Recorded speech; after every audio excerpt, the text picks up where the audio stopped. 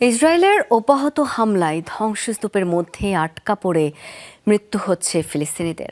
উদ্ধার সরঞ্জামের অভাবে বাড়ছে প্রাণহানির সংখ্যা। গেল ২৪ ঘন্টায় কমপক্ষে ৩৬ ফিলিস্তিনি প্রাণ হারিয়েছেন বলে জানিয়েছে গাজার স্বাস্থ্য মন্ত্রণালয়। আহত অর্ধশতাধিক।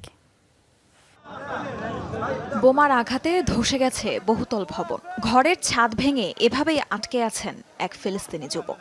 তাকে বের করে আনতে প্রাণপণ চেষ্টা করছেন উদ্ধারকর্মীরা। উদ্ধার কাজে সাহায্য করছেন অন্যান্যরাও।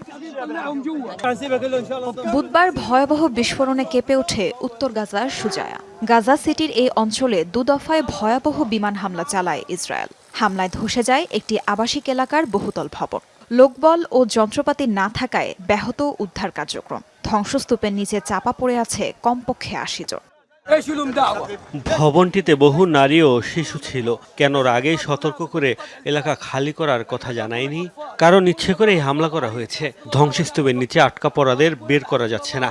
কোনো যন্ত্রপাতি নেই যা দিয়ে উদ্ধার কাজ চালানো যাবে। বিস্ফোরণের তীব্রতা সাংঘাতিক ছিল। মনে হচ্ছিল শক্তিশালী ভূমিকম্প হচ্ছে পুরো অঞ্চলে। বহু মানুষ মারা গেছে। আটকে পড়াদের উদ্ধারে বলতে গেলে খালি হাতে কাজ করছে জরুরি বিভাগের সদস্যরা। বরাবরের মতো হামাসের আশ্রয়স্থল সন্দেহে হামলার কথা জানিয়েছে আইডিএফ। এতে এক হামাস সদস্যের মৃত্যুর দাবিও করেছে তেল আবিব।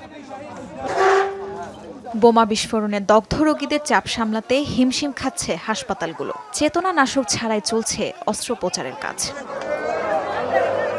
গাজায় ১.৫ বছর ধরে চলা আগ্রাসনে প্রাণ গেছে প্রায় ৫১,০০০ ফিলিস্তিনি, যার মধ্যে যুদ্ধবিরতি লঙ্ঘনের পরই শুধু হত্যা করা হয়েছে প্রায় ১৫০০ মানুষকে। তাজরিয়ান সোবহান, যমুনা নিউজ।